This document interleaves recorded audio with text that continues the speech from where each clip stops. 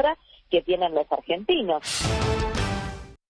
Amadeo, ¿qué significa? ¿Es una maldición exportar alimentos cuando somos el granero del mundo históricamente? Esta señora es una mezcla de burra y perversa. Y digo burra, lo tengo ahí a Martín, profesor, y perversa. Vamos a lo de burra. Lo que esta señora está diciendo, por ejemplo, es que cada vez que un producto argentino que se exporta de cualquier tipo tiene buenos precios en el mundo, eso es malo, porque entonces van a subir los precios internos. Entonces, no solo el trigo, el maíz o la soja, que no tiene nada que ver con los alimentos argentinos, pero también el vino, las frutas, cualquier producto. Si mañana se levantara el precio de cualquier otro producto, los autos argentinos que se exportan, si mañana los precios de los autos en el mundo subieran, es muy malo, porque a pesar de que nos entran más dólares, para los argentinos esto es malo. O sea, esta señora se especializa en este tipo de tonterías permanentemente, y lo preocupante, Hugo, es que esto es parte del pensamiento del gobierno, por eso hacen las cosas que hicieron con el maíz. Pero también es perverso, porque gracias a este pensamiento, en las épocas del recordado Moreno, del mal recordado Moreno, perdimos 10 millones de cabezas de ganado. El gobierno dijo: no vamos a dejar que se siga produciendo carne para exportar, etcétera, etcétera. Todavía no nos recuperamos. Llegamos a tener los niveles de producción de trigo más bajos de nuestra historia. Después viene Grabois y dice que hay que hacer granjas colectivas porque los productores no producimos. Pero es muy terrible el hecho de que estas personas tengan voz y sean escuchadas en el gobierno. Porque si en este momento hay gente que nos está escuchando que produce, como yo, que soy un orgulloso productor agropecuario, están diciendo: flaco, el año que viene tengamos mucho cuidado, porque no vamos a invertir más plata en producir, no vamos a comprar más máquinas, porque gente como Vallejos nos puede volver a los tiempos de Moreno. Así que ellos siguen pensando como en los años 30, ¿no? Donde decían que la agricultura era el campo de la oligarquía, los señores que vivían en París, etcétera, y no se dan época de la cuenta vaca atada, digamos, o de la manteca al techo. Efectivamente, esto le da trabajo a miles de personas, claro, de todo tipo. Nos permite tener oferta de alimentos interna de muy buena calidad. Que le pregunte la señora Vallejo qué le pasa a los países que no producen alimentos, para ver cómo están de bien. Claro, claro, claro. Javier Milei quiere decir algo, porque estábamos hablando antes de entrar al aire sobre esta y otras declaraciones de las últimas horas por parte del gobierno. Javier, buenas noches, gracias por estar. ¿Qué tal? Buenas noches. Yo adhiero plenamente a lo que está diciendo Eduardo Amadeo respecto a la señora Vallejos. Lo que ha dicho es claramente una oda a la ignorancia. Es un desprecio por la teoría económica y la evidencia empírica furiosa. Primer punto. La pregunta ¿es una maldición exportar alimentos? Ahora, ¿y si no los tuviera, no los tendría que comprar al precio internacional? Vamos, Vallejos. 0-1 estás. Ahora vamos a la cuestión empírica. Países como Estados Unidos, como Canadá, como Australia, como Nueva Zelanda, tienen dotaciones muy parecidas a las nuestras y se convirtieron en países desarrollados. Justamente por como recién ahí hizo una línea muy sutil Amadeo, y es que el hecho de estas políticas que Argentina aplica desde la década del 30, que son la base por las cuales nos venimos hundiendo. Justamente en base a ese modelo cepalino, toda esa, digamos, centro-periferia, toda esa porquería que empezamos a abrazar en ese momento y que de ser de los países más ricos del mundo, hoy estamos oscilando entre el 100 y el 120, o sea, estamos en la mitad de la tabla para abajo. Después del modelo agroexportador, le decimos de paso, no, bueno, pasando la historia. Claro, que fue el que nos convirtió en el país más rico del mundo en 1895. Claro. Después hay otra burrada que tiene que ver con el tema de lo que es la inflación, porque uno podría decir, claro, porque sube el precio de los alimentos, entonces hay inflación. Eso es falso.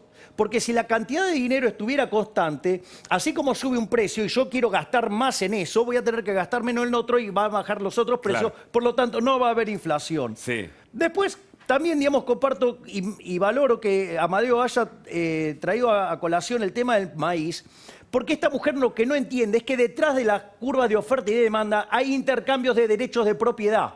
Claro. Entonces, cuando vos te pones a tocar el precio, cuando vos manoseás el precio, en el fondo lo que estás haciendo es violentar el derecho de propiedad. O ponerlo en este sentido, Hugo. Suponete que vos tenés dos laburos. ¿Vas al que te paga más o al que te paga menos? Pero es obvio, ¿no? El que te paga más. Bueno, a ella le parece injusto, entonces te va a robar una parte. Entonces, que voy al último punto, que es, esto genera incertidumbre y cuando vas a tener que invertir, ¿qué vas a invertir? Nada. Claro.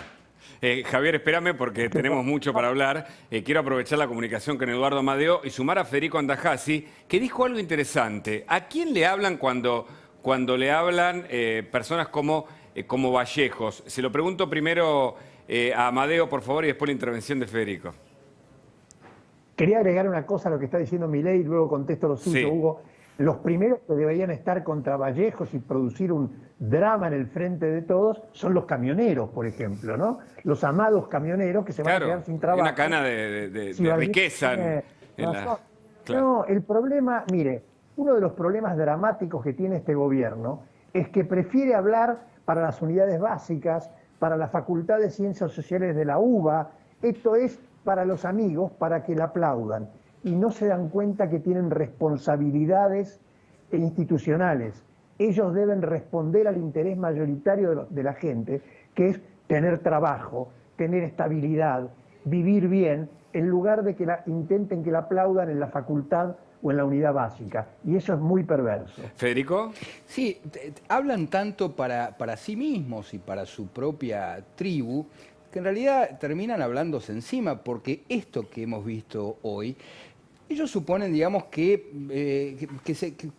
los únicos espectadores son los propios, y esto trasciende la frontera, digo, de la propia tribu, y sucede esto, que hacen estos papelones constantes, permanentes, pero lo grave no es que le pase a Vallejo, lo grave es que esto le pasa al presidente. Claro. Todo el tiempo estas son las contradicciones del presidente. ¿Por qué? Porque le habla a los propios, y cuando se da cuenta, digo, que eso trascendió la frontera, y que lo que está diciendo no tiene ningún sustento, bueno, después tiene que desdecirse una y otra y otra vez. Ahora bien, la pregunta a Amadeo, a Javier, es ¿cuáles son las consecuencias de decir cualquier cosa? ¿No? Porque esto tampoco es gratuito, esto lo escucha, así como lo escuchamos nosotros, también lo escucha el mundo. Sí.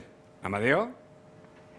El tema es que todos los que producimos o los que tenemos un empleo, todos los que trabajamos, nos levantamos cada mañana con una enorme incertidumbre sobre el futuro.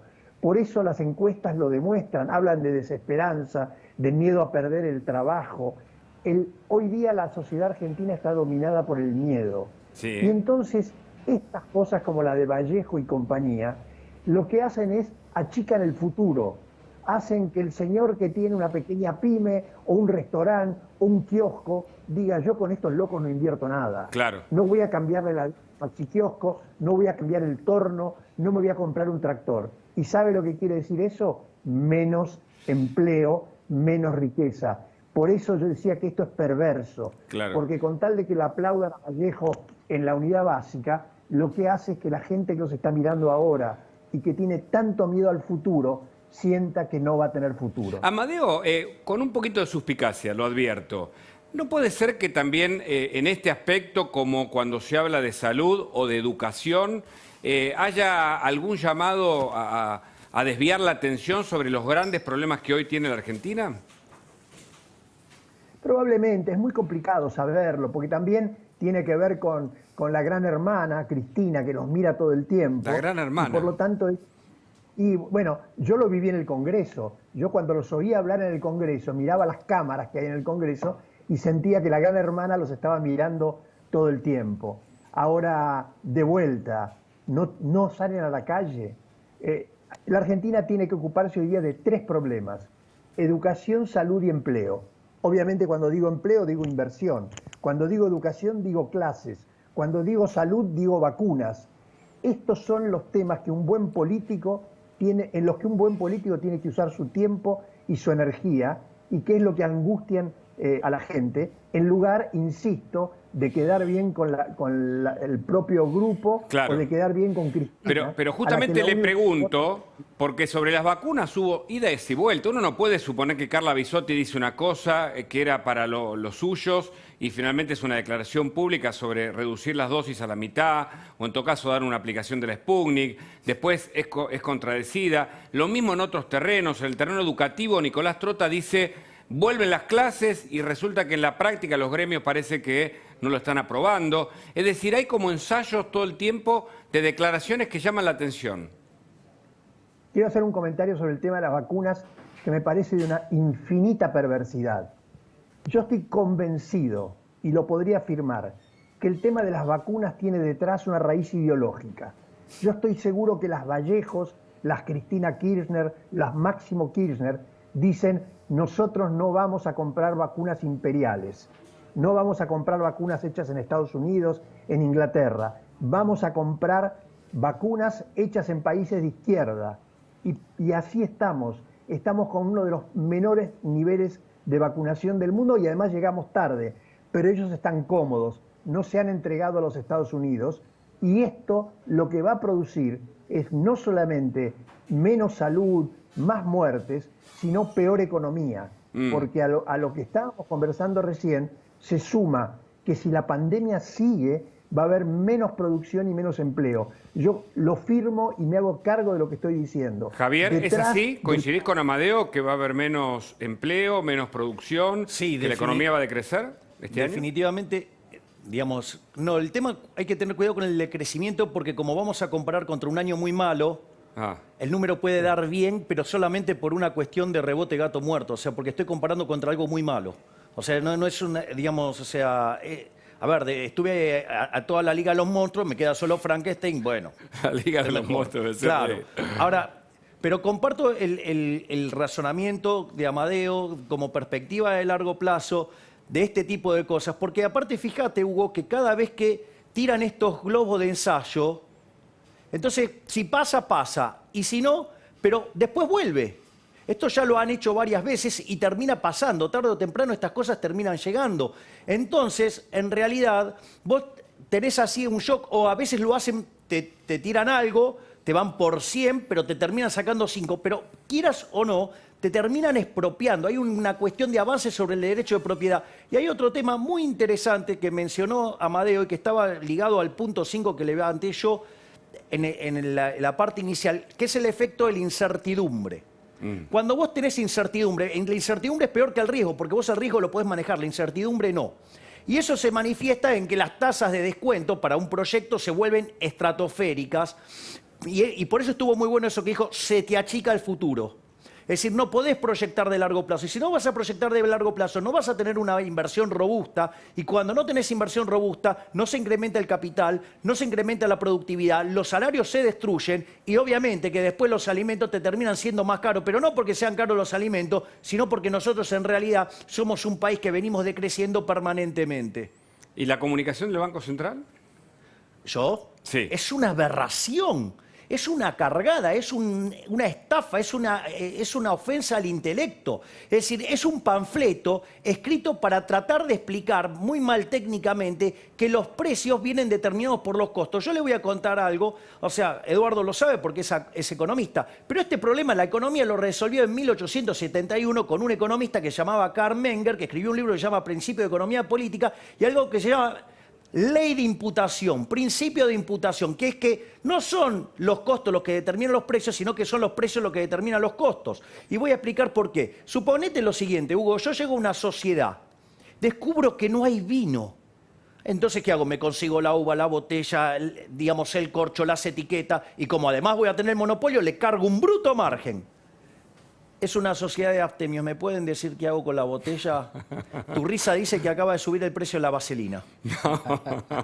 Está lleno de metáforas, Javier Milei.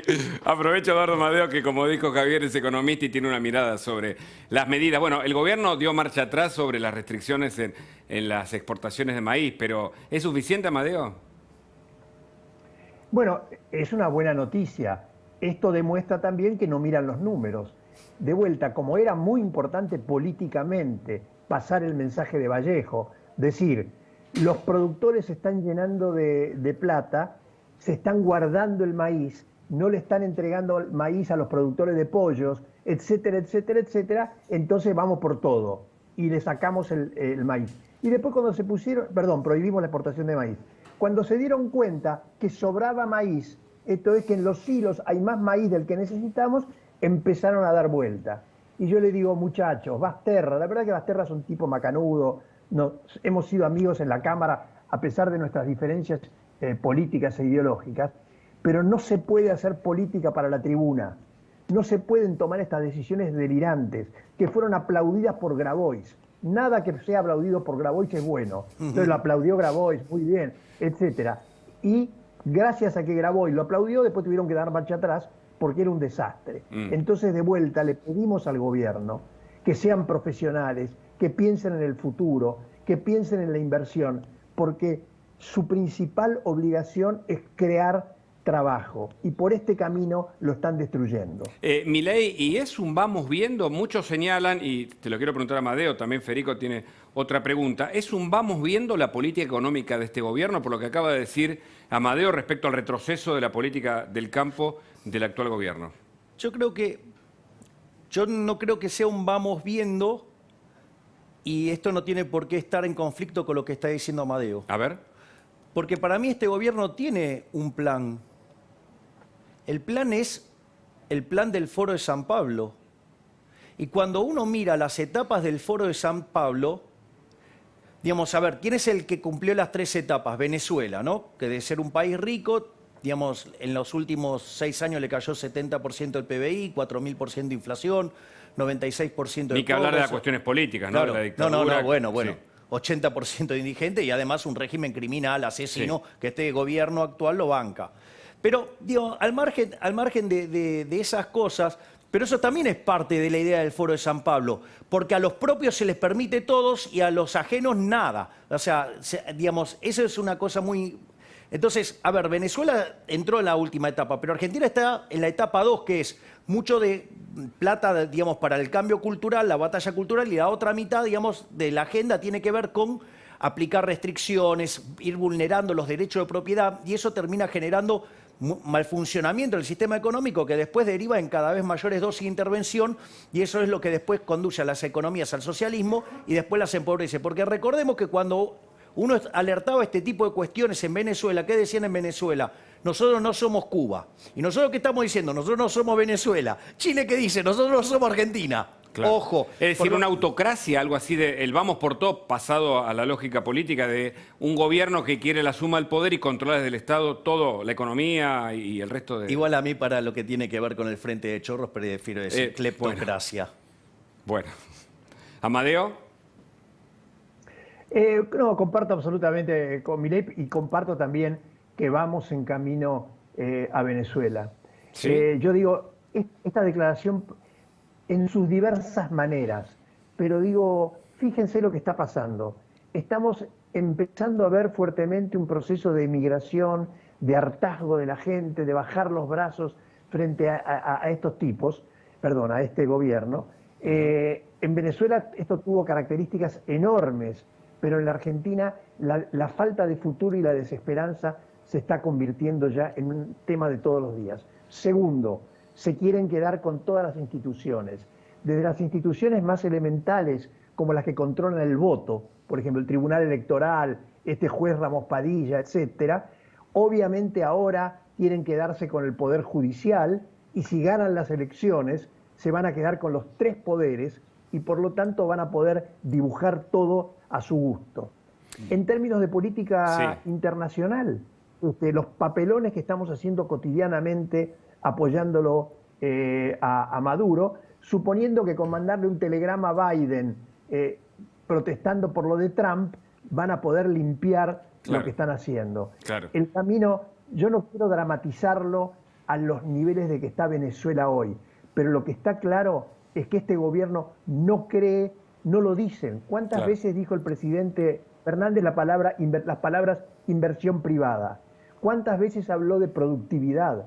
¿Cuántas veces habló de eficiencia? Sí. ¿Cuántas veces habló de las cosas que necesitamos para crecer? Ellos no creen en esto. Eduardo Modeo, gracias por el contacto.